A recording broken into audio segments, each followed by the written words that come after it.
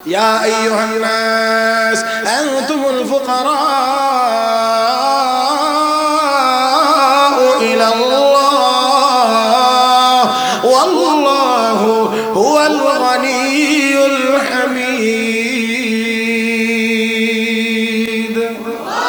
اے মুসলমান কেবলমাত্র ধনীকে সব মানুষ ফকির সব ফকির তাহলে আমরা দুর্বল আমাদের নাই কার আছে হে মুসলমান দুনিয়ার জীবনে আমাদের যে ধন সম্পদ এটা দুনিয়ার একজনের আরেকজনের তুলনায় ওনার কম আছে ওনার বেশি আছে ওনার কম আছে ওনার বেশি আছে এটা হলো দুনিয়ার বিষয় আপেক্ষিক একজনের চাইতে আরেকজনের বেশি কিন্তু আসলে সব মাখলুক হলো ফকির দেনেওয়ালা ধনী একমাত্র لا يغرنك تقلب الذين كفروا في البلاد متاع قليل ثم مأواهم جهنم وبئس المهاد আল্লাহ রাব্বুল আলামিন বলেন হাবিব কাফের বেঈমান ইহুদি খ্রিস্টানদের বাড়ি গাড়ি দালান কোঠা তাদের চলার স্টাইল ফিস্টাইল দেখে আপনি আপনার উম্মত যেন ধোঁকায় পড়ে না যান মাতাউন কলিল আমি আল্লাহ তাদেরকে সামান্য সম্পদ দিয়েছি বলেন এবার কি দিয়েছেন বেশি না কম ওই জোরে কোন কম না বেশি বেশি দেন নাই আল্লাহ বলেন মাতাউন কলিল সামান্য সম্পদ দিয়েছি মুফাসসিরিন কেরাম লেখেন মানুষ হিসেবে ইহুদি খ্রিস্টান অন্যান্য ধর্মাবলম্বী সকল মানুষের এই কম বেশি ভালো কাজও আছে যে কোনো ধর্মের লোকই হোক মানুষ হিসেবে কিছু ভালো কাজও তারা করে মুফাসসিরিন কেরাম লেখেন যে তুই মান নাই এই জন্য পরকালে কোনো বিনিময় নাই এই জন্য রব্বে কারীম বলেন আমি আল্লাহ ইনসাফের পরিপন্থী কাজ করতে পারি না এই জন্য যেহেতু তারা কিছু ভালো কাজ করে এই ভালো কাজের বিনিময় পরকালে দেব না পাবেও না এই জন্য দুনিয়ার জীবনে টাকা পয়সা একটু বাড়ায়া দিয়া তাকে পুরস্কার দিয়ে শেষ করে ফেলি মরা পরে ঈমান নাই যার জান্নাত নাই মুমিনের কলবের যোগাযোগ আরশের সাথে করতে বেশি সময় লাগে না এত কম সময়ে আর দুনিয়ার কোন নেটওয়ার্কের সাথে যুক্ত হওয়া যায় না আমার আল্লাহর আরশের নেটওয়ার্কের সাথে যত তাড়াতাড়ি যুক্ত হওয়া যায় ওই বান্দা তখন শুধুমাত্রই নিচের দিকে তাকিয়ে বলে মালিক সারা জীবন ভর আমি এত বড় গুনাহ করেছি গুনার কাজ করেছি আমি এত বড় গুনাহগার তুমি তোমার সাত্তার নামের পর্দা দিয়ে ঢেকে রেখেছো কারো সামনে প্রকাশ করো আল্লাহ আমি যদি এই মুহূর্তে এখান থেকে উঠতে যাই লোকেরা তো আমাকে সব সময়ের জন্য চিনে ফেলবে আমি এত বড় পাপিষ্ঠ এত বড় গুনাহগার ও মালিক দয়া করে মাফ করে দাও ওয়াদা দিলাম আর কোনোদিন গুনার কাজ আমি করব না ও মুসলমান আমি আপনাদেরকে বোঝানোর জন্য আমি আমার শব্দ প্রয়োগ করে আপনাদের সামনে পেশ করলাম কিন্তু আল্লাহর ওই বান্দা তো একবারের জন্য জবান খুলে বলতে পারে না শুধুমাত্রই বলেছেন কলবের ভিতরে আমার আপনার আল্লাহ কলবের হালত দেখেন কি দেখেন না বুঝেন কি বুঝেন না শুনেন কি শুনেন না আল্লাহ রাব্বুল আলামিনের দরবারে মেসেজ চলে গেছে এই মেসেজের উপরে আমার আল্লাহর মঞ্জুরি আমার আল্লাহ বলেন বান্দা আস্তাজিব লাকুম আমি তোদের ডাকে সাড়া দেব আমি তোর ডাকে সাড়া দিলাম বান্দারে তোর দরখাস্ত মঞ্জুর করলাম গুনাহ maaf করে দিলাম শুধুমাত্র তা না পয়গম্বর তাকায় রইলেন মজলিস থেকে একজন মানুষও উঠলো না রহমতের বৃষ্টি মুষলধারে নাজিল হয়ে গেছে বলি আমিন হাজিরিন আমরা মানুষ এবং অন্যান্য জীবজন্তু জানোয়ার এক কথায় সমস্ত মাখলুকাত পৃথিবীতে যত মাখলুক যত সৃষ্টি আছে আমরা যাদেরকে চিনি বা চিনি না যাদেরকে দেখি বা দেখি না কোনো মাখলুকের কোনো ক্ষমতা নাই যার কাছে যতটুকু ক্ষমতা আমরা দেখতে পাই এটা আমাদের কোনো মাখলুকের নিজস্ব না সমস্ত ক্ষমতার একমাত্র মালিক আমার সাথে একটু কথা বলতে হবে একটু খেয়াল করবেন ছাত্ররা আমার দিকে এদিকে ক্যামেরার দিকে তাকাইলে তো হবে না আমার দিক তাকাইতে হবে ক্যামেরা ক্যামেরার কাজ করবে আমরা আমাদের কাজ করব ক্যামেরার দিকে তাকায় থাকলে তো আমি কার দিকে তাকাবো? জি, সবাই এইদিকে, সবাই এইদিকে, একেবারে ছোট বড় সবাই এইদিকে, আমার দিকে তাকান দয়া করে। সবকিছুর একমাত্র মালিক এবং সকল ক্ষমতার মালিক একমাত্র। আমাদের কাছে কোনো ক্ষমতা আসলে, যদি আমাদের কাছে ক্ষমতা থাকতো তাহলে কোনো মানুষ বুড়া হইতো না, কারণ সবাই জোয়ান থাকতো। কারণ জোয়ান থাকতে গিয়েও কত সুন্দর হওয়ার জন্য, একটু স্মার্ট দেখানোর জন্য, চামড়াটা একটু যেন সুন্দর দেখা যায় এই জন্য কত রকমের ক্রিম মাখে। তো ক্ষমতা যদি থাকতো তাহলে কোনো মানুষ বুড়া হইতো না, সবাই জোয়ানই থাকতো। তাহলে থাকতে পারি না, তাহলে বোঝা গেল ক্ষমতা আসলে আমাদের হাতে। যদি ক্ষমতা সব আমাদের হাতে হইতো তাহলে জীবনও কেউ চেয়ারম্যানের চেয়ার ছাড়তো না।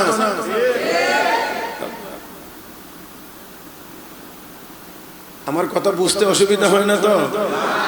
আমার জীবনে ছাতক উপজেলায় যত ওয়াজ করছি আর জগন্নাথপুরে যত ওয়াজ করতেছি, আমার মনে হয় না বাংলাদেশের আর কোনো থানা বা কোনো জেলাতেও এতটি প্রোগ্রাম হবে বলে মনে হয় না।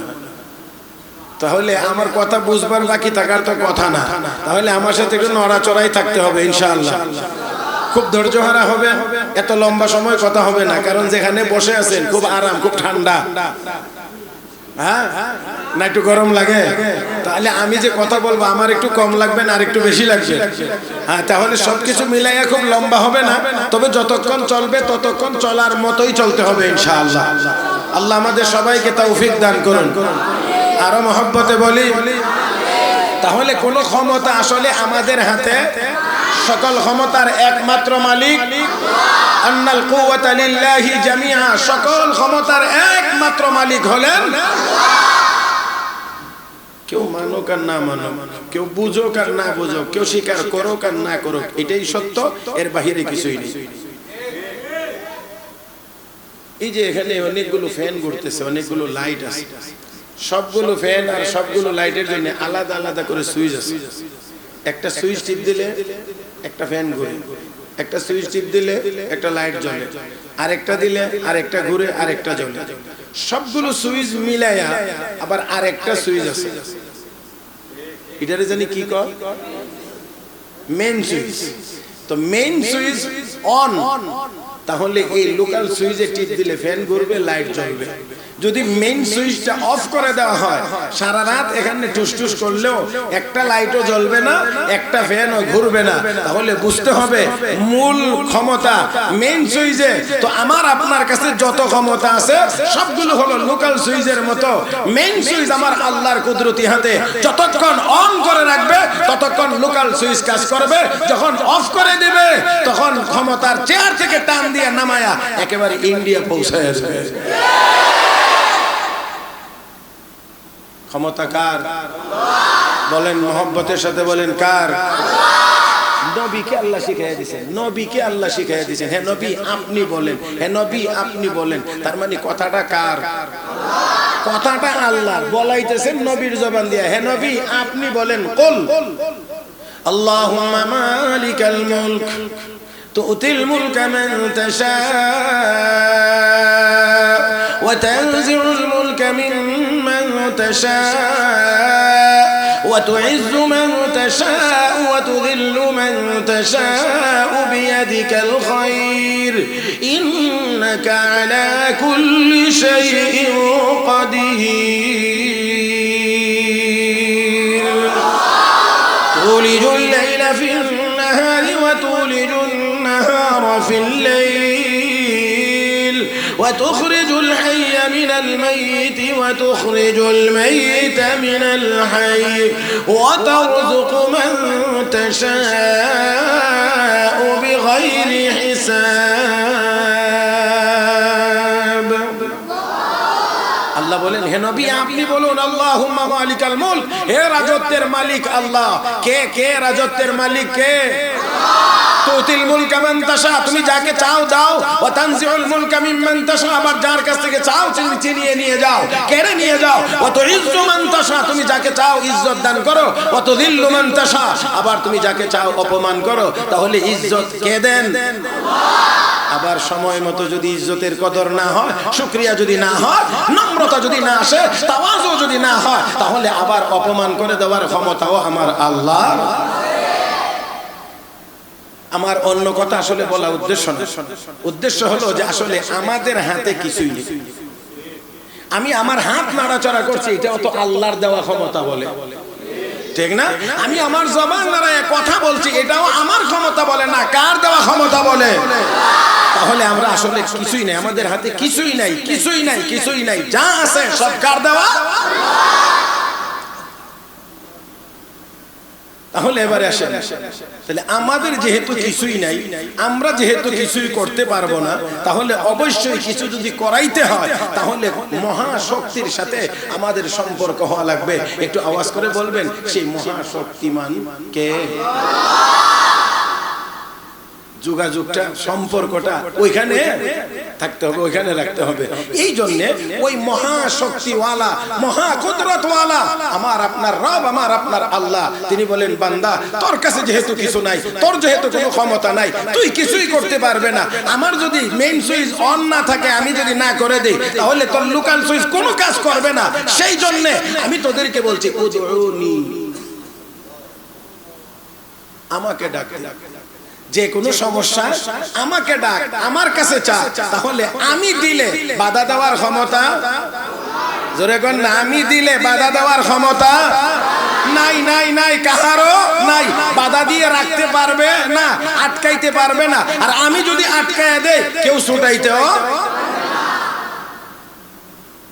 এজন্য আল্লাহ রাব্বুল আলামিন আমার তিলাওয়াতকৃত আয়াতে বলেন, ওয়াকালা রাব্বুকুম, তোমাদের রব বলেছেন। আমাদের রবকে রব বলেছেন মানে কে বলেছেন? তোমাদের রব বলেছেন, আলহামদুলিল্লাহি রাব্বিল আলামিন। রবকে يا أيها الناس اعبدوا ربكم الذي خلقكم والذين من قبلكم لعلكم تتقون الذي جعل لكم الأرض فراشا والسماء بناء وأنزل من السماء ماء فأخرج به من الثمرات رزقا لكم فلا تجعلوا لله أندادا وأنتم تعلمون। আল্লাহ বলেন, ওই রবের ইবাদত করো যে রব তোমাদেরকে বানাইছেন। কে বানাইছেন? আমাদেরকে। তোমাদের পূর্বপুরুষদেরকেও বানাইছেন। আমাদের আব্বা, আমাদের দাদা, পূর্বের মানুষগুলোকে কে বানিয়েছিলেন? আল্লাহ, আল্লাহ, আল্লাহ, আল্লাহ যিনি বানাইছেন সেই রবের ইবাদত কর। আল্লাযী জাআলা লাকুমুল আরদা ফিরাশা, জমিনকে বিছানা বানাইছেন। ওয়াস সামাআ বিনাআ, আসমানকে ছাদ বানাইছেন, তার মানে থাকার জায়গা করে দিয়েছেন। বানাইছেনও আল্লাহ, থাকার জায়গাও দিবেন। জমিনকে বানাইছেন বিছানা, ফ্লোর, আর আসমান, মানে জমিন বিছানা আর আসমান ছাদে আর ফ্লোরের মাঝখানে কোনো যোগাযোগ নাই, কোন পিলার। এই ছাদে আর এই ফ্লোরের সাথে যোগাযোগ আছে, পিলার আছে। মাটির নিচ থেকে এটা উঠে, যত উপরেই যান পিলার ছাড়া আপনি উপরে গিয়ে ছাদ দিতে পারবেন না। কথা বলেন, যোগাযোগ আছে না? তাইলে এখানে জমিন, জমিন আল্লাহ বিছাইছেন পানির উপরে, জমিন বিছাইছেন পানির উপরে, আসমান রাখছেন শূন্যে, কোন খুঁটি। আমরা নৌকার মধ্যে উঠলে সব মিলে যদি এক সাইডে যায় তো নৌকার এক সাইডে যদি সবাই একসাথে যায় তাহলে নৌকা ডুবে যাবে। তাহলে আমরা অনেক সময় যদি 2-4 জন মিলে কোনো কারণে নৌকায় নামাজ পড়তে হয়, নামাজে সেজদা দিতে গেলে ভয় লাগে। কিন্তু আমার আল্লাহ জমিনকে, এই পানির উপরে জমিনকে বিছাইছেন, যেই জমিনের উপরে হাজার হাজার নয় লক্ষ লক্ষ বিল্ডিং, 10 তলা, 20 তলা, 50 তলা, 100 তলা, 180 তলা ভবন পর্যন্ত এই পৃথিবীতে আছে, যেগুলো জমিনের উপরে দাঁড়িয়ে আছে, জমিনের উপরে দাঁড়িয়ে আছে, আর জমিন পানির উপরে আছে। ব্যবস্থাপনা কার? হ্যাঁ, বলতে কোনো দ্বিধা আছে নাকি? ব্যবস্থাপনা কার? তাহলে দেখেন এই জমিন আল্লাহ পানির উপরে রাখছেন আর আসমান পিলার ছাড়া। রব্বে কারীম সেজন্য ১৫০০ বছর আগেই কোরআন নাজিল করে দুনিয়াতে অনাগত যত বিজ্ঞানী আসবে, যত যারা এখনো আসে নাই, এসেছে আরো যারা আসবে, সবাইকে আল্লাহ কয় খালাকাস সামাওয়াতি বিগাইরি আমাদিন তারাউনাহা। এই দুনিয়ার বিজ্ঞানীরা, কারণ আমার নবীর উম্মতের ভিতরে যে এত বড় বড় বিজ্ঞানী জন্ম হবে, বিমান তৈরি করবে, কম্পিউটার তৈরি করবে, এরপরে স্যাটেলাইট তৈরি করবে, এই রকম বিজ্ঞানী যে আসবে, এটা কে? এই বিজ্ঞানীদেরকে কে পাঠাইবেন দুনিয়াতে? আল্লাহই তো পাঠাইবেন। ১৫০০ বছর আগেই ওই বিজ্ঞানীদের চোখে আঙ্গুল দিয়ে আল্লাহ কয় খালাকাস সামাওয়াতি বিগাইরি আমাদ তারাউনাহা। এত বড় আসমান খুঁটি ছাড়া, পিলার ছাড়া আমি আল্লাহ বানায় রাখলাম। এটা কি চোখে দেখিস না? বিমান উড়লে কো বিজ্ঞান বানাইছে, কম্পিউটার হইলে বিজ্ঞান বানাইছে, এই করলে বিজ্ঞান বানাইছে। রব্বে কারীম কয় বিজ্ঞান তো বিল্ডিংও বানাইছে, কিন্তু মাটির নিচ থেকে শুরু, যত উপরে যা ততই রড সিমেন্ট লাগে। এত কিছু দেওয়ার পরেও ছাদ দিতে গেলে শত শত খুঁটি লাগাইতে হয়। আর আমি আল্লাহ এত বড় আসমান বানাইলাম, একটা খুঁটিও ব্যবহার করলাম না। বিজ্ঞানের থিওরি দেখে তাদের সামনে যদি কৃতজ্ঞ থাকতে হয়, তো আমি আল্লাহ আসমান দেখে আমার কুদরতি কদমে কিয়ামত পর্যন্ত সিজদায় পড়ে থাকতে হয়।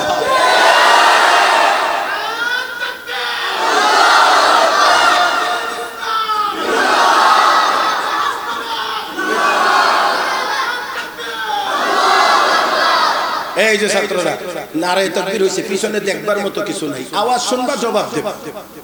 এখানে ঘুরে দেখার মতো কিছুই নাই কে নারায়ে তাকবীর বলছে।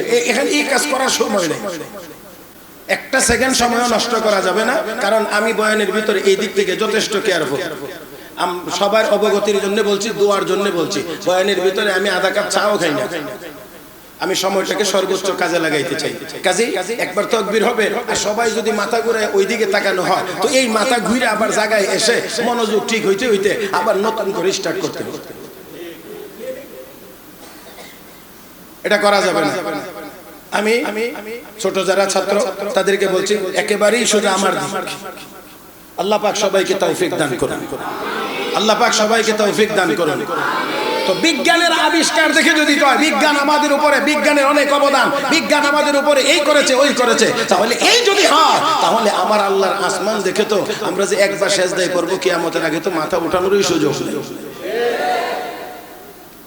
যাই হোক, আসুন বলছিলাম, বানাইছেন আল্লাহ, থাকার জায়গা দিয়েছেন আল্লাহ, খানির ব্যবস্থা করেন কে? সন্দেহ আছে? হ্যাঁ, আল্লাহ কো আনজালা মিনাস সামাই মাআ, আসমান থেকে বৃষ্টি আমি আল্লাহ নাজিল করি, জমিনকে উর্বর করি। যেই জমিনের বৈশিষ্ট্য হলো যে কোনো জিনিস পাইলে খায়ালা। জমিনের বৈশিষ্ট্য যে কোনো জিনিস দিবে, খাওয়ার চেষ্টা করবে, খেয়ে ফেলবে, না হইলে খাওয়ার চেষ্টা করবে। কিন্তু আমি আর আপনি যেই বীজ মাটির ভিতরে ফেলাই, মাটির নিচে রাখি, অথবা মাটির উপরে ফেলে দেই, ধান ছিটাইয়া দেই, আলু মাটির নিচে দেই, আরো অন্যান্য জিনিস, লাউয়ের বিচি, উরির বিচি মাটির নিচে দেই, কিন্তু মাটি খায় না। ইন্নাল্লাহা ফালিকুল হাব্বি ওয়ান নাওয়া, আল্লাহ ওই জমিনের ভিতরে এই বীজটা থেকে আবার চারা গজায় দেয়, যেটা বড় হয়, এখান থেকে আবার এই এক দুইটা দুই চারটা উরির বিচি মাটির নিচে দিলে এখান থেকে যে গাছ হয়, এখানে শত শত হাজার হাজার উরি হয়। হ্যাঁ, উরি একেবারে সিলেটি ভাষায় বললাম আর কি, তাই না? সিম সিম। তো দেখেন এই কদু, এই লাউ, এইভাবে করে আল্লাহ আমার আপনার রিজিকের ব্যবস্থা করেছেন। কে করেন? ব্যবস্থাপনাটা কার? তাহলে বানাইলেন আল্লাহ, বানাইলেন আল্লাহ, থাকার জায়গা করে দিলেন আল্লাহ, খানির ব্যবস্থাও করলেন আল্লাহ। গোলামি চলবে কার? আল্লাহ কো বান্দা তুই হইবার ক্ষমতাও নাই, তুই যে নিজে নিজে হবে এই ক্ষমতাও নাই, আসমান জমিন বানাইবার ক্ষমতা তোর নাই। মাটির নিচে লাউয়ের বিচি দিলে মাটি খেয়ে ফেলার কথা, এখান থেকে চারা গজানোর মতো ক্ষমতা বান্দা তোর নাই, এটা আমার ক্ষমতা। তো আমি আমার ক্ষমতায় তোরে বানাইলাম, সুন্দর করে বানাইলাম, থাকবার জায়গা আমার ক্ষমতা বলে দিলাম, আমার ক্ষমতা দিয়ে তোর জন্য ফসল ফলাইয়া রিজিকের ব্যবস্থা আমি আল্লাহ করলাম। বান্দা তোর কাজ হলো তুই তোর অসহায়ত্ব প্রকাশ করে আমার সামনে মাথা নত করবে, আমার সামনে হাত তুলে বলবে আল্লাহ আমার কোনো ক্ষমতা নাই, সব ক্ষমতা তোমার। যদি বান্দা এমন করে করতে পারিস, তাহলে সমুদ্রের মাছ তোর কথা শুনবে, পানি তোর কথা শুনবে, জঙ্গলের বাঘ তোর কথা শুনবে, বিষাক্ত সাপ তোর কথা শুনবে, এমনকি চলমান বাতাস তোর কথা শুনতে শুনতে শুনতে। হযরত ওমর বলছিলেন ইয়া সারিয়াতুল জবাব। আমার ঘটনা বলা উদ্দেশ্য, ঘড়ির কাঁটা আমার সবসময় আগে থাকে, আমি এটা ওভারটেক করতে পারি না। সবসময় ঘড়ির কাঁটা আমাকে ওভারটেক করে, আমি কোনো সময় পারি না। সেই জন্য আমি লম্বা করে বলবো না। হযরত ওমর মসজিদে নববীর মিম্বরে দাঁড়িয়ে বলেছিলেন, ইয়া সারিয়াতু ওয়াল জাবাল, আওয়াজ চলে গেছে 1000 মাইল দূরে, 1000 মাইল দূরে। নদীর নামে চিঠি লিখলেন, ওই নীলনা, তুই যদি আল্লাহর হুকুমে চলস তাহলে আমার চিঠি পাওয়ার পরে যেন তোর মধ্যে পানি আসে, আর তুই নদী যদি আল্লাহর হুকুম মানস না তাহলে তোর মতো নাফরমান নদীর পানিও আমার দরকার নেই। চিঠির ভাষাটা খুব নরম, আপনারা বুঝেন নাই? ওই নদী, তুই যদি আল্লাহর হুকুম মানস তা আমি চিঠি পাঠাইলাম, আমার চিঠি পাওয়ার পরে তোর মধ্যে যেন পানি আসে, যেন জোয়ার আসে। আর যদি আল্লাহর হুকুম মানিস না, তোর মতো নাফরমান নদীর পানির কোনো দরকার নদীরে তোর পানির দরকার নাই। আর আমরা একজন ইহুদিরেও কইতে পারি না তোর সাহায্যের দরকার নাই। ঘোষণা আসতে হবে এমন, সবকিছু সব জায়গাতে সবকিছু দিয়ে হয় না। আপনারা জানেন যে অনেক ছোট জিনিস দিয়েও অনেক কিছু ভাঙা যায়। আপনারা স্বর্ণকারের দোকানে হাতুড়ি দেখছেন? স্বর্ণের দোকানে যারা স্বর্ণকার, স্বর্ণ দিয়ে অলংকার বানায়, এদের দোকানে হাতুড়ি আছে না নাই?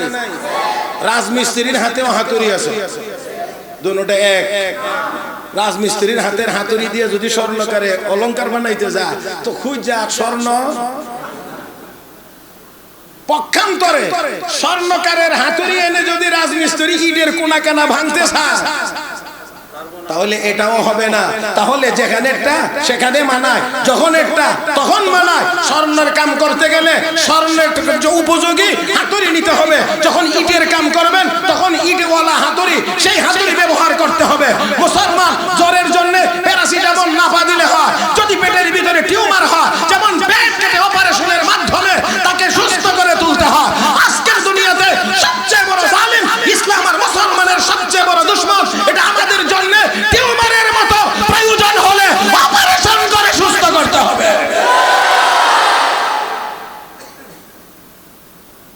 মুহতারাম হাজরিন,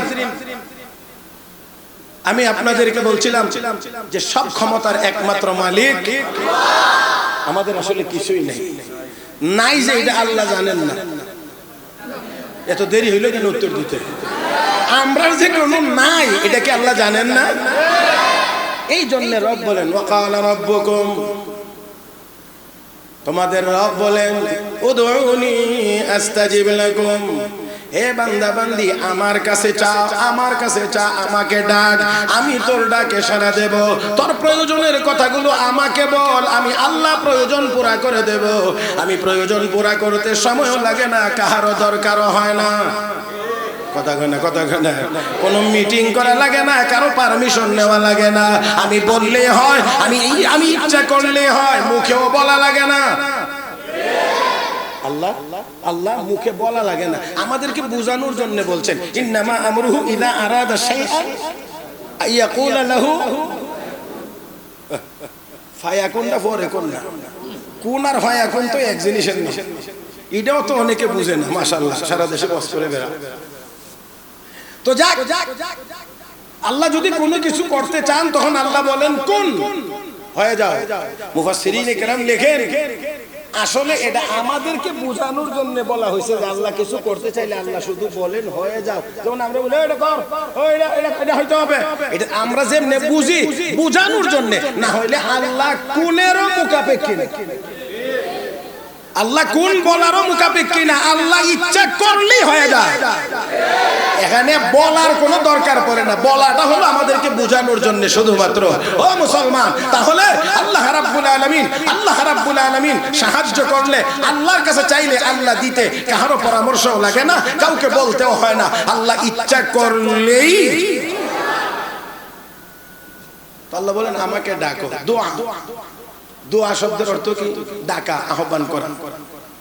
পরিভাষায় নিজের অক্ষমতা, দুর্বলতা, অপারগতা প্রকাশ করে আল্লাহর কাছে বিনয়ের সাথে কোনো কিছু চাওয়ার নাম।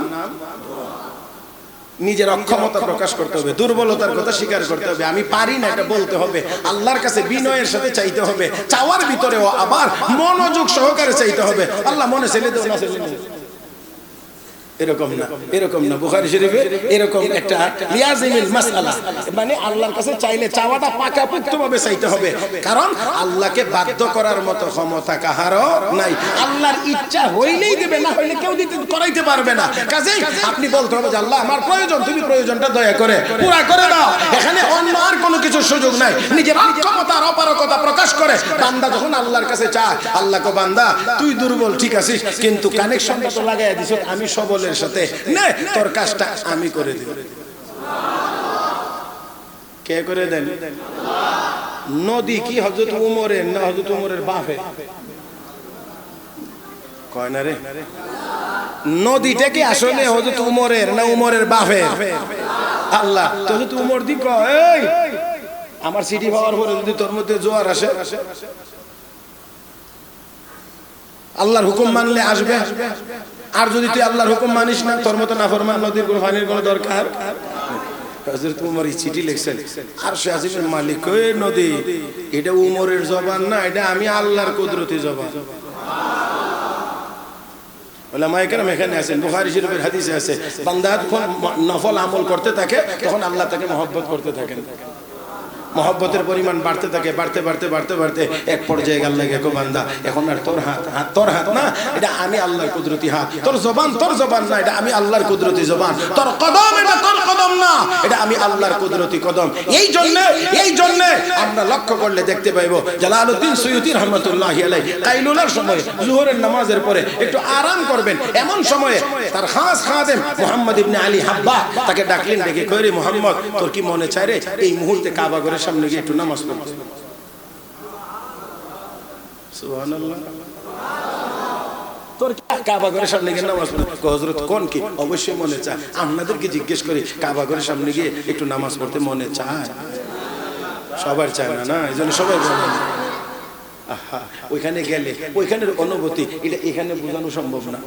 ওইখানে গেলেই বুঝে আসবে, এখানে বলা যাবে কিন্তু আসলে অনুভব করানো যাবে না। অনুভূতি ওইখানে গেলেই ওইখানে একটা জাগে, এখানে সম্ভব না। ওই জন্য আমাদের হুজুরে জিজ্ঞেছিল, একবার আম কিনতে গেছে, গিয়ে দেখে আরেক লোক আম কিনে খাইতেছে, তো জিগা আম টেঙ্গা না মিঠা? এবারে মুখের বেঞ্চি দেখলে বলতে পারো না,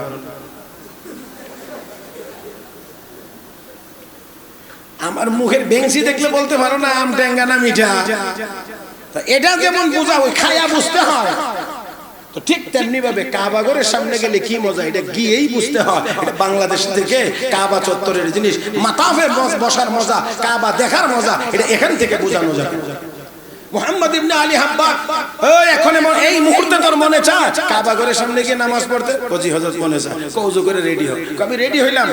হযরত নিজেও রেডি হইলেন, এবার উঠলেন, দাঁড়াইলেন, আমাকে পিছনে দাঁড় করাইলেন, বললেন আমার গায়ে হাত দে, দিলাম, ধরছি। চোখ বন্ধ কর, বন্ধ করলাম।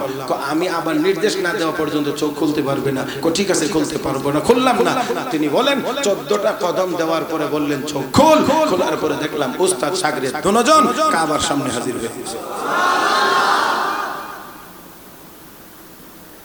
এটা দুনিয়ার কোন বৈজ্ঞানিক যন্ত্র দিয়ে যদি মাপতে যান, বিশ্লেষণ করতে যান, ধরা পড়বে না, এটা মাপতেও পারবেন না। এই জন্য আমাদের অনেকে বিভ্রান্ত হন আর বলেন এটা কেমনে, এটা কেমনে, এটা মালিকরে জিগান, উনি যেমনে করছেন হেমনে।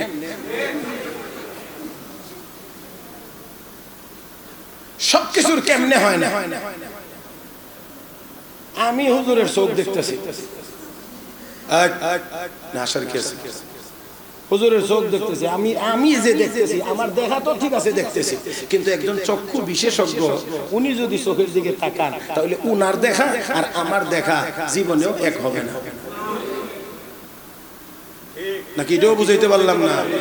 আমিও আমার চোখ দিয়ে ওনার চোখটি দেখতেছি, আর একজন বিশেষজ্ঞ চক্ষু ডাক্তার উনিও চোখ দেখবে, উনি চোখে দেখেই তাকাই বলবে আপনার চোখে সমস্যা আছে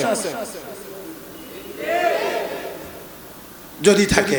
কিন্তু আমি দেখবো কিছুই নাই, সবটা ভালো, ওই যে মাঝখানে কালো, সাইডে যায় এরকম এরকম এরকম, কিন্তু তাহলে বোঝা গেল আমার চোখ দিয়ে আমি দেখি, চোখের ডাক্তারও ওনার চোখ দেখে, তাহলে দুই দলের দেখা যেমন এক হতে পারে না। আমরা সাধারণ মানুষ আল্লাহর সাথে সম্পর্কের মাধ্যমে যা করতে পারে এটা আমরা সাধারণ চোখ দিয়ে তা দেখতেও পারবো না, বুঝতেও পারবো না। যাই হোক, আসুন, আমার কথা বলার উদ্দেশ্য ছিল মানে আরো শর্ট করে সামনে আগানো, কিন্তু কথা এখানেই যেন একটু বড় হয়ে গেছে, এই জন্য একেবারে সহজ করেই আরো সামনে আগাইতে চাই সোজা পথে। মুহতারাম হাজরিন, তাহলে আসুন, আমাদের আসলে কোনো ক্ষমতা নাই, ক্ষমতা একমাত্র কার হাতে? আল্লাহর হাতে। তো আমরা যেহেতু আমাদের কাছে কিছু নাই, তাহলে কিছু তো লাগবে, তো সংগ্রহ করবো কোত্থেকে? এই জন্য রব কয় আমার কাছে চা, আমার কাছে চা। এবারে আসেন, দোয়া করব আমরা একমাত্র কার কাছে? একমাত্র কেন? আর কারো কাছে কেন চাওয়া যাবে না? এইগুলো আমরা খুব সহজে বুঝে নেব। আমি চারটা কথা বলবো এবং এই চারটা কথার ভিতর দিয়ে আমার আলোচনাও শেষ হবে। তবে এই চারটা কথা খুবই সংক্ষেপেই বলতে হবে, বড় করে বলা যাবে না। কেন আমরা আল্লাহর কাছে দোয়া করব আর কারো কাছে দোয়া করতে পারবো না? খুব খেয়াল করে শুনবেন। দোয়া আপনি এমন সত্তার কাছেই করতে পারবেন, মানে যার কাছে আপনি দোয়া করবেন, যার কাছে আপনি চাইবেন, তার মধ্যে কিছু গুণ, কিছু কোয়ালিটি থাকতে হবে। এক নাম্বার গুণ, একেবারে আমার চোখের দিকে তাকায় শুনেন, যার কাছে চাইবেন, যার কাছে দোয়া করবেন, তার এক নাম্বার গুণ হওয়া লাগবে আল হাইয়ু, তিনি চিরঞ্জীব হওয়া লাগবে, তিনি কখনোই মরতে পারবেন না। বলেন বলেন বলেন, কি হওয়া লাগবে? আল হাইয়ু, আল হাইয়ু, আল্লাহু লা ইলাহা ইল্লা হুয়াল হাইয়ুল কাইয়্যুম। বলেন, আল্লাহ কখন মারা যাবেন? তো জোরে বলেন, আল্লাহ কখন মরবেন? এমন অতীত নাই যখন আল্লাহ ছিলেন না, এমন ভবিষ্যৎ হবে না যে আল্লাহ থাকবেন না। আল্লাহ ছিলেন, আছেন এবং ছিলেনও, আছেনও, থাকবেনও। তিনি কে? তিনি কে? ভালো করে বলেন, যার কাছে আপনি চাইবেন, দোয়া করবেন, তার এক নাম্বার কোয়ালিটি হওয়া লাগবে আল হাইয়ু, তিনি চিরঞ্জীব হওয়া লাগবে, তিনি কখনোই মরতে পারবেন না। হে মুসলমান, যদি এমন সত্তার কাছে চাইতে হয় যার কোয়ালিটি তিনি চিরঞ্জীব, তিনি কখনোই মরবেন না, তাহলে দুর্গার কাছেও চাওয়া যায় না, দরগায় গিয়েও কিছু চাওয়া যাবে না। তাহলে দুর্গার কাছেও চাওয়া যাবে না, দরগায় গিয়েও চাওয়া যাবে না। ব্যাখ্যা করার সুযোগ কম, কারণ দুর্গা কখনোই জিন্দা না, জিন্দা হবেও না। কথা বলে আমওয়াতুন গায়রু আহইয়া, আল্লাহ কয় সবগুলো মুর্দা, একটাও জিন্দা না। যদি জিন্দা হইতই তাহলে ৮-৯ দিন ১০ দিন পূজা করে নদীতে নিয়ে এইভাবে বাইরেয়া ভাঙ্গা ডুবাইতে পারতো না? অন্তত একবার হইলেও বলতো এতদিন না আমার পূজা করলে, এখন আমারে মারিস কেন?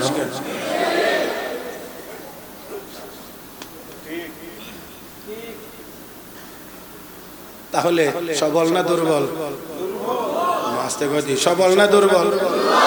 শুধু আমি বলছি না, রাগ আমার উপরে করেন না। কোরআনে যদি থাকে আমি দেখায় দেই, আর রাগ করলে সেখানে করেন, আমার উপরে রাগ করেন না। আর এখানে যদি রাগ করা লাগে, তো রাগ করার আগে নমরুদের কথাটা একটু মনে করে লইয়েন। নমরুদ রাগ করে গেছিল, ইব্রাহিম তোমার খুদারই মেরে নেবো, আল্লাহ আমারে মারবে, তো রাগ একটু দেখায় দেই, এমন ব্যবস্থা করছেন। এখন জুতার বাড়ি ছাড়া আর কোন হালুয়া রুটি নসিবে নাই। কি আছে কোন না? কি এর বাড়ি? يا أيها الناس ضرب مثل فاستمعوا له إن الذين تدعون من دون الله لن يخلقوا ذبابا ولو اجتمعوا له وإن يسلبهم الذباب شيئا لا يستنقذوه منه ضعف الطالب والمطلوب।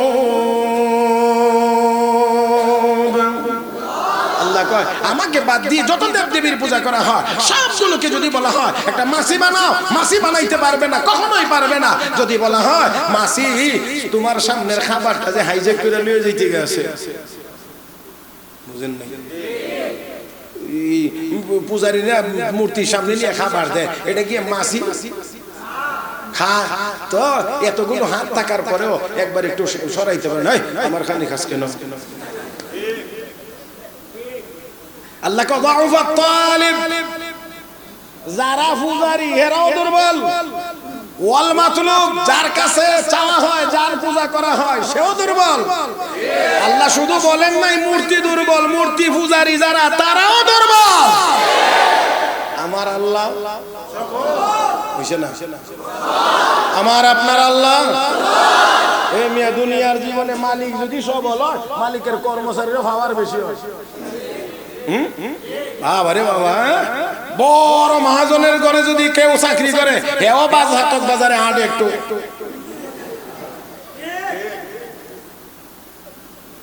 তাহলে আমাদের আল্লাহ সবল, তাহলে আমরা সেই আল্লাহর গোলামেরা মাখলুকের সামনে দুর্বল হতে পারি না। আমরা খালেকের সামনে দুর্বল, মাখলুকের সামনে সবল। আল্লাহ আমাদেরকে কবুল করুন।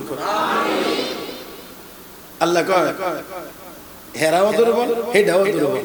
এই জন্য কোরআনে আছে ওয়াকুদুহান নাসু ওয়াল হিজার ইয়া আইয়ুহাল্লাযীনা আমানু কু আনফুসাকুম ওয়া আহলিকুম নারা وقودها الناس والحجارة عليها ملائكة غلاظ شداد لا يعصون الله ما أمرهم ويفعلون ما يؤمرون।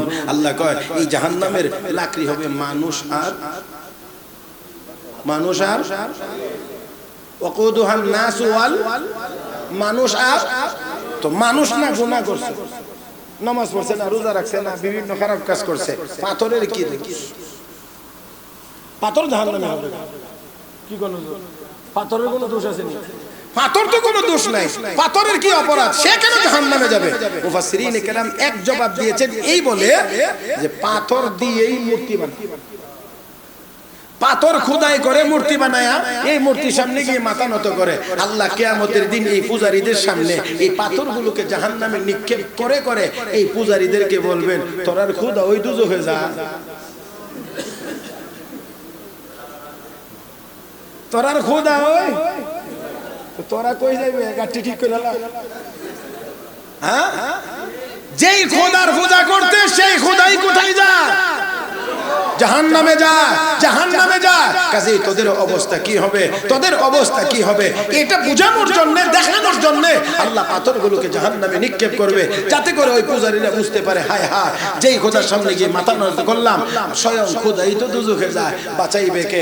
বাঁচানোর কেউ থাকবে না, বাঁচানোর কেউ থাকবে না, বাঁচানোর কেউ থাকবে না। মুহতারাম হাজরিন, মুহতারাম হাজরিন, তাহলে আসুন বলছিলাম যে আমরা এই সত্তার কাছেই চাইবো যেই সত্তা চিরঞ্জীব, কখনোই মরবে না, কখনোই মরতে পারেন না। অতএব দুর্গার কাছেও চাওয়া যাবে না, দরগায় গিয়েও কিছু চাওয়া যাবে না, কারণ দরগার তিনিও জিন্দা না, তিনিও জিন্দা না, না না।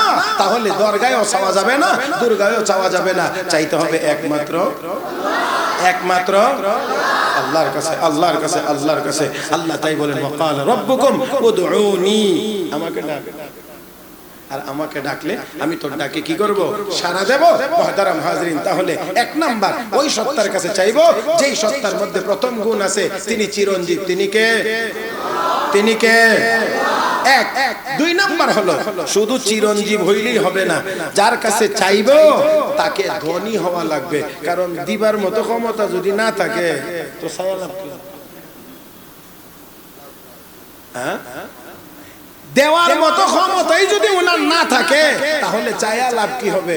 এই জন্য দুই নাম্বার কোয়ালিটি লাগবে আল গানিয়্যু, তাকে ধনী হওয়া লাগবে। এবার একটু আওয়াজ করে বলেন একমাত্র ধনী কে? আল্লাহ। ইয়া আইয়ুহান নাস আনতুমুল ফুকারা ইলাল্লাহ ওয়াল্লাহু হুয়াল গানিয়্যুল হামিদ। মুসলমান কেবলমাত্র ধনীকে, সব মানুষ ফকির, সব ফকির। তাহলে আমরা দুর্বল, আমাদের নাই কার আছে? মুসলমান দুনিয়ার জীবনে আমাদের যে ধন সম্পদ এটা দুনিয়ার একজনের আরেকজনের তুলনায় ওনার কম আছে, ওনার বেশি আছে, ওনার কম আছে, ওনার বেশি আছে। এটা হলো দুনিয়ার বিষয়, আপেক্ষিক, একজনের চাইতে আরেকজনের বেশি। কিন্তু আসলে সব মাখলুক হলো ফকির, দেনেওয়ালা ধনী একমাত্র। তাহলে দুই নম্বর কোয়ালিটি কি হওয়া লাগবে? এক নাম্বার আল হাইয়্যু, চিরঞ্জীব হওয়া লাগবে। দুই নাম্বার আল গানিয়্যু, ধনী হওয়া লাগবে। তো একমাত্র আল্লাহ ছাড়া আর কেউ ধনী চাইতে হবে। নাম্বার 3, শুধু ধনী হইলেই হবে না, দেওয়ার অভ্যাস থাকতে হবে। কথা বলে আমাদের দেশে অনেক ধনী মানুষ আছে, বুম মারলেও 5 টাকা পকেটেতে বেরিয়ে যায়, আছে না? তো এরকম লোকের হাতে ধন থাকলে লাভ হবে কি? তো এমন সত্তার কাছে চাইতে হবে যার আছেও দেন, as-sakhiy সাখী হওয়া লাগবে। দানবীর, আমার আল্লাহর চাইতে বড় দানবীর আর কেউ হতে পারেন? আমার আল্লাহ চাইলেই দেন, শুধু এমন না, না চাইলেও দেন। আমরা তো কিছু আল্লাহর কাছে চাই, যারা ইহুদি খ্রিস্টান তারা কি আল্লাহর কাছে চায় আল্লাহ খেত ফসল ভালো করে দিও, গাছে ফল ভালো করে দিও, এটা দিও ওইটা দিও। দেখা যায় আমরা ছায়া যা হয় মাঝে মাঝে খেয়াল করলে দেখা যায় হেরা না ছায়া আরো। এই জন্য আমরা দেশের কিছু কিছু ফাক্কা ইমানদার মুসলমান, আমাদের দেশের কিছু ফাক্কা ইমানদার মুসলমান গিয়ে কর, ওই ইমাম সাহেব আমরা তো সবে বরাতে হইলেও মসজিদ সারা বছর না আসলেও অন্তত সবে বরাতে হইলেও তো ঈদের নামাজ তো পড়ি, মাঝে মাঝে জুমার নামাজও পড়ি, মানে আল্লাহরে কিছু হইলেও ডাকি। আমেরিকার মানুষ, ইংল্যান্ডের মানুষ, চায়নার মানুষ, জাপানের মানুষ, তারা কি আল্লাহরে ডাকে? আল্লাহ এত সম্পদ দিয়ে রাখছে, আমরা কথা বুঝেন নাই যে বলছিলাম আমরা চাইলেও যেমন পাই আল্লাহ দেন, যারা চায় না তারাও আল্লাহ বরঞ্চ কোন কোন ক্ষেত্রে কম না বেশি দেয়। এখানে আপনারা কেন বেশি দেয়, বেশিটা কি কদ্দুর, এই এত বিশ্লেষণে না গিয়া একেবারে ছোট্ট একটা উদাহরণ দিয়ে লইলে সহজে বুঝি লাইবেন, তাহলে আর আমার কষ্ট করতে হবে না। আপনাদের এদিকে গাবি আছে নি? গাবি যদি কি করেন আপনারা সিলেটি ভাষায়? গায়। আচ্ছা, আর বিপরীতটারে কি কন?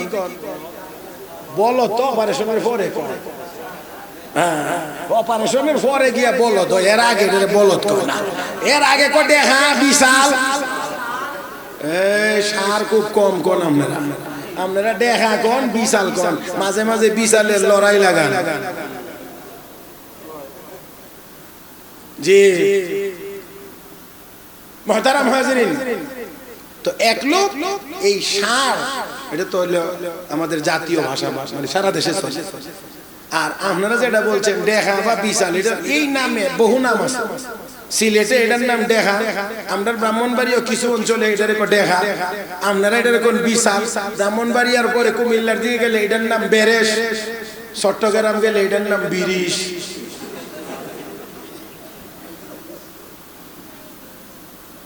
বুঝছেন নি সাবক? তো অনেক নাম। তো সারও ভালো, গাবিও ভালো। গাবির গলার মধ্যে রশি 10 হাত লম্বা আর একটা রশি লাগাইয়া মাথার মধ্যে একটা খুঁটা দিয়া এক জায়গায় এই গাবি ওদ্দুরের ভিতরে ঘুরে ঘুরে খায়।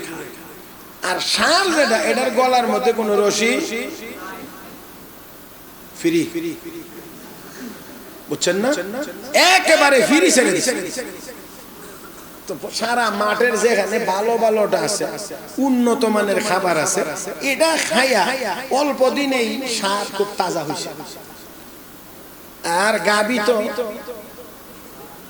ওদ্দুরের ভিতরেই খায়। এই জন্য একদিন ষাঁড় বিকাল বেলা বাড়িতে ফিরবার সময়ে গাবির কাছে গিয়ে কানে কানে কয়, হে গাবি, তুই তো প্রতি বছর মালিক একটা করে বাচ্চা দিস, 4-5 লিটার 6 লিটার করে প্রতিদিন দুধ দিস, কিন্তু মালিক তো তোরে বেশি পছন্দ করে। কইটা কেমনে বুঝলা? কই যে বাড়ির খান্দার তোরে খোড়া দিয়া রাখে, উদ্দুরের ভিতরে একটু ঘুরে ঘুরে খাস, এর বেশি আর খাইতে পারিস না, তো সীমানা আছে। আর আমারে ফ্রি ছেড়ে দিয়ে রাখছে, দেখোস না পুরা মাঠ খাইয়া অল্প দিনে কি তাজা।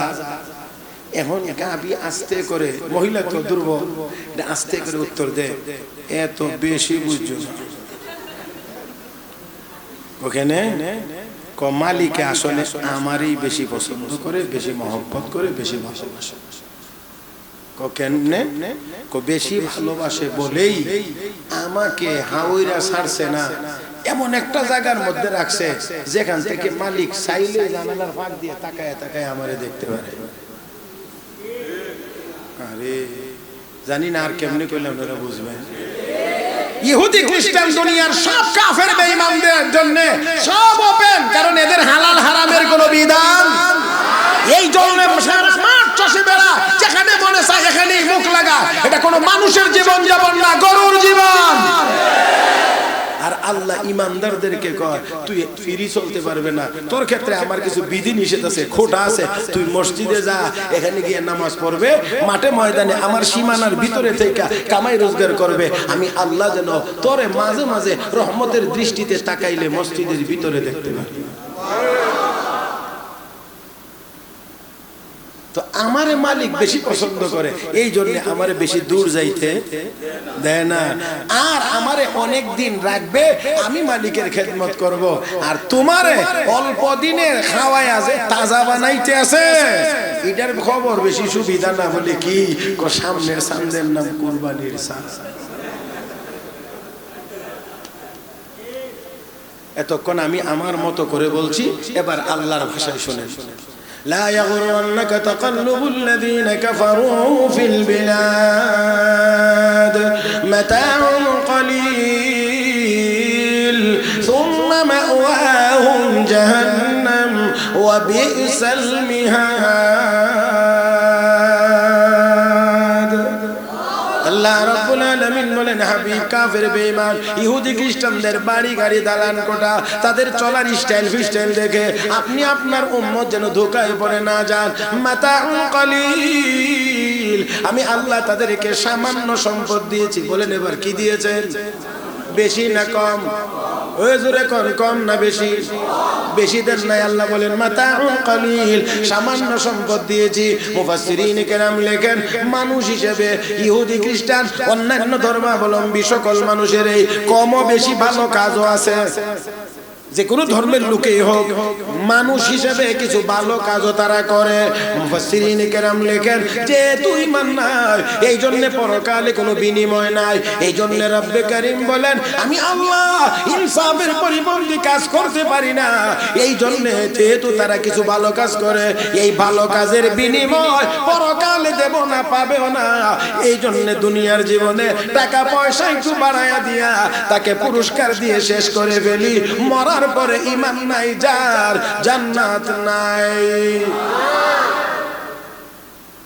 এই জন্য কয় একটু একটু ভালো কাজ যে করে নে, পুরস্কার দুনিয়াতেই নিয়ে নে, ওইখানে তোর আর কিছুই নাই নাই নাই। আমি বলি আপনাদের, আমাদের জন্য পরকালে কিছু নাই না কিছু আছে? জোরে কন। নাকি সব শুধু দুনিয়াতে চাই? না না, আমরা চাই রব্বানা আতিনা ফিদ দুনিয়া হাসানা ওয়া ফিল আখিরাতি হাসানা। আল্লাহ দুনিয়াতেও কল্যাণ চাই, আখিরাতেও আমরা কল্যাণ চাই। দুনিয়াতেও চাই, আখিরাতেও চাই। বিশেষ করে ওয়াকিনা আযাবান নার, আল্লাহ আমাদেরকে জাহান্নামের আগুন থেকে বাঁচাও। আমরা জাহান্নামের আগুন থেকে বাঁচতে চাই। মুহতারাম হাজিরিন, এক কথা আর বাড়াবো না। আমি বলতে চাইছিলাম যে এমন সত্তা, যেই সত্তা শুধু ধনী হইলেই হবে না, দেওয়ার অভ্যাসও থাকতে হবে। বলেন দেখি, সবচেয়ে বেশি দেনেওয়ালা, সবচেয়ে বেশি দেনেওয়ালা, সবকিছু দেনেওয়ালা একমাত্র আমাদের যা দরকার, যা যা দিচ্ছেন সব কিছু কে দেন? তাহলে আল্লাহর চেয়ে বড় দানবীর আর কেউ হতে পারে না। অতএব অন্য কোনো জায়গায় চাওয়াও যাবে, দোয়া করা যাবে না, দোয়া করা যাবে না। শেষ 4 নম্বর কথা হলো, 4 নম্বর হলো, যার যেই সত্তার কাছে আমরা দোয়া করব, চাইবো, সেই সত্তা যখন যেখান থেকে যে কোনো প্রাণী, যে কোনো ভাষা, আবারও বলছি, যখন যে কোনো প্রাণী যে কোনো জায়গা থেকে যে কোনো সময় যে কোনো ভাষায় চাইবে, উনাকে শুনতেও হবে, বুঝতেও হবে। শুধু শুনলে হবে না, বুঝতেও হবে। আচ্ছা বলেন দেখি, আপনি যখন যেখান থেকে যে কোনো প্রাণী, যে কোনো মাখলুক, যে কোনো ভাষা চাইবে, আর এই চাওয়াটা শুনবেন, বুঝবেন, এমন সত্তা কয়জন আছেন? আস-সামিউ, ইন্নাহু হুয়াস সামিউল আলিম। আল্লাহ সবকিছু শোনেন।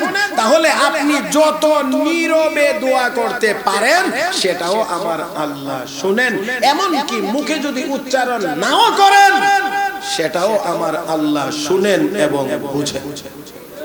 জোরে জোরে জোরে।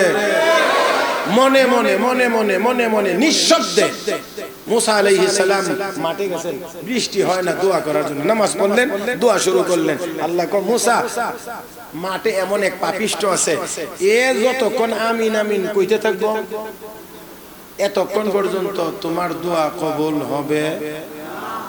কয় না দোয়া কবুল হবে? কার দোয়া কবুল হবে না? নবীর দোয়া কবুল হবে না, নবীর দোষে।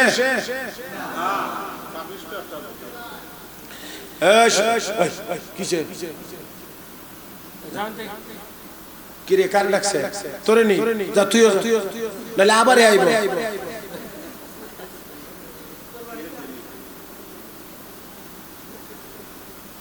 শেষ কথা আমার, একেবারে আমার দিকে তাকান।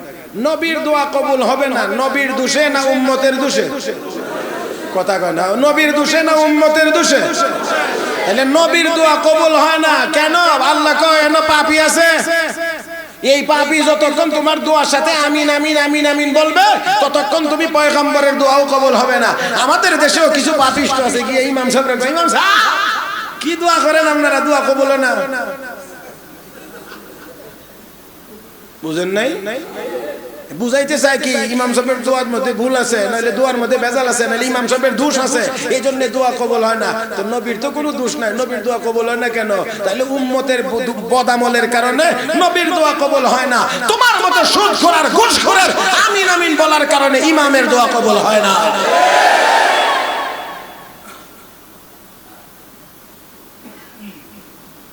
এই ওয়াজ করলে আর দাওয়াত দিব দিত না, কবে মিয়া সব বদলে।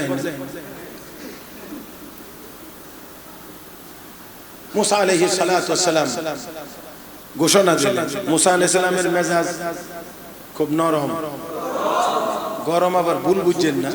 আমরা গরম বললে বুঝি মনে হয় খারাপ, না, তবিয়তের মধ্যে একটু গরমি ভাব আছে, গরম গরম ভাব আছে, কিন্তু এটা কোনোভাবেই অন্যায় কাজে ব্যবহার হয় না।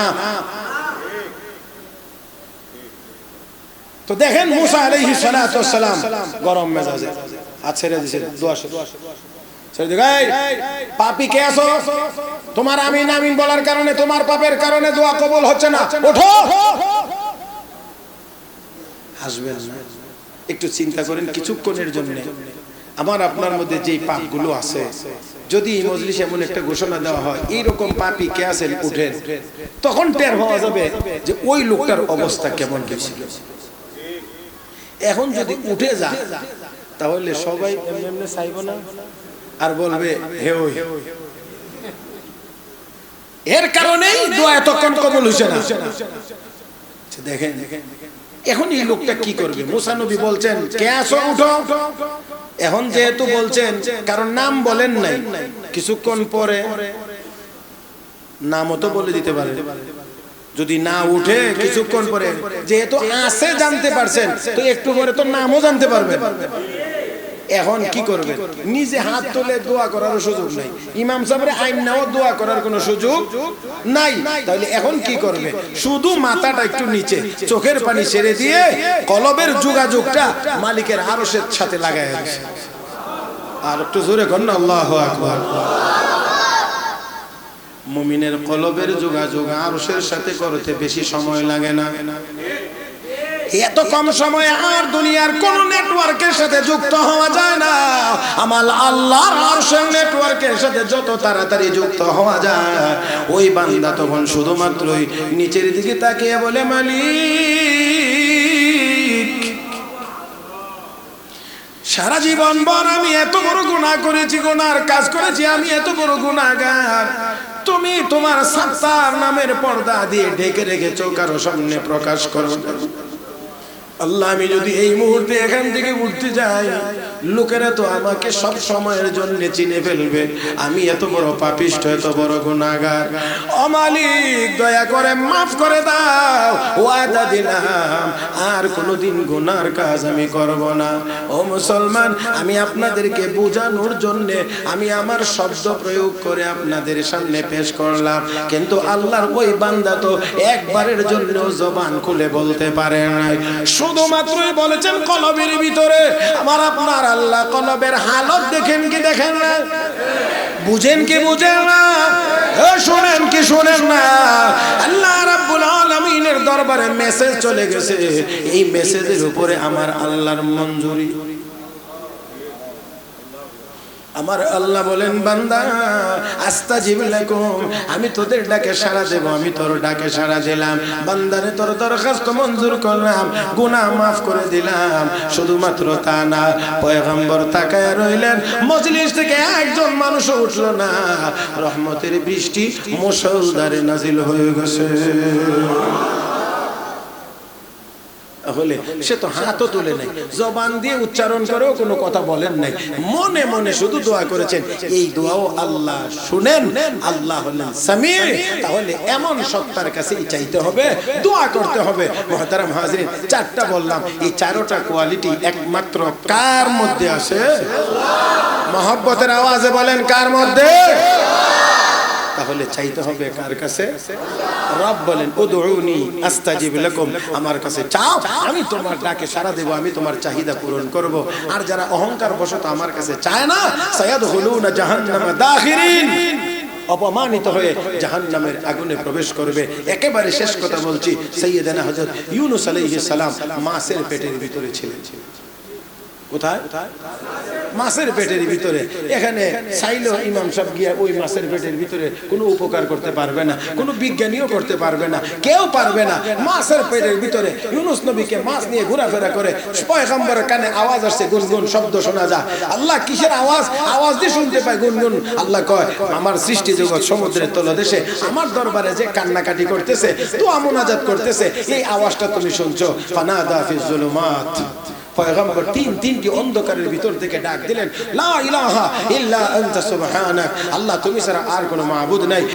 রব্বে কারীম বলেন এই মাছের পেটের ভিতর থেকে পয়গম্বর ডাক দিয়েছে, ফাস্তাজাবনা লাহু, আমি আল্লাহ তার ডাকের জবাব দিয়েছি। উদউনি আস্তাজিব লাকুম, আর আমার আল্লাহ বলেন, আর আমি আল্লাহ কি করলাম? ওয়ানাজ্জাইনাহু মিনাল গাম, আমি আল্লাহ ইউনূসকে মাছের পেট থেকে নাজাত দিলাম। রব্বে কারীম সাথে আবার আমাদের জন্য পুরস্কার ঘোষণা করে বলেন, ওয়া কাযালিকা নুনজিল মুমিনিন, হে বান্দা বান্দি, আমার বন্ধুর উম্মতেরা, মনে রাখবে পয়গম্বর ইউনূসের জন্যই শুধু আমার এই সাহায্য আর এই দয়া সীমিত না, কিয়ামত পর্যন্তই যারা এমন বিপদে পড়ে আমাকে ডাকবে, আমি আল্লাহ আমার আমার বান্দা ইমানদার বান্দা বান্দীদেরকে ইউনূস নবীর মতো করে নাজাত দিতে থাকবো। আল্লাহ পাক আমাদেরকে সদা সর্বদা কার কাছে চাইবার তৌফিক দান করুন। আল্লাহ যেন আমাদের সবাইকে আল্লাহর কাছে চাওয়ার, আমরা যেন আল্লাহর দরবারের ভিখারি হই। আল্লাহর দরবারের যদি আমরা ভিক্ষুক হতে পারি, মাখলুকের দরবারে আমাদেরকে ভিক্ষুক হওয়া লাগবে না, আমরা বাদশা হয়ে থাকতে পারবো। হ্যাঁ, তাহলে ভিক্ষুক হইলে কোন দরবারের ভিক্ষুক হইব? কোন না। আরে ভিক্ষা যদি করাই লাগে তো সবচেয়ে বড় বাদশা যিনি বাদশার বাদশা, সেই বাদশার দরবারে ভিক্ষা করব। ফকিরের কাছে ভিক্ষা করতে যাব, ফকিরের কাছে না, বাদশার কাছে।